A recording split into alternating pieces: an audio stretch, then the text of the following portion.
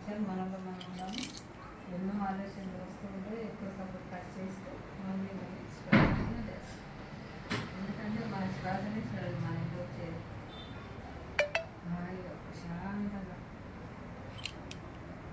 జీవుడే దేవుడు, దేహమే దేవాలయం. ఆలోచనలు వచ్చినప్పుడు శ్వాసంలో చేసేయాలి. ఆలోచనలు రానప్పుడు మనలో ఏం జరుగుతుందో ముక్కులో శ్వాస ముక్కుకు వెళ్తారు. చూడండి, ఆ దారి శ్వాస ఉంటే శివుడు, శ్వాస ఉంటే శివుడు. శ్వాసని కలుగుతారు. నోరు మూస్తే దానం, నోరు మూస్తే మౌనం. నోటిలో మౌనం, మనసులోని శూన్యం. దాని సరే దాన్ని చూడండి. మనం ఎంత మౌనం ఉంటే అన్ని లాభాలే. మౌనం లేకుంటే లక్షణాలు నష్టాలు. ఎప్పుడు వాళ్ళని వీళ్ళని వాళ్ళుగా ఎప్పుడైతే అనుకుంటామో వాళ్ళ బరువు మనం వస్తున్నట్టు లెక్క.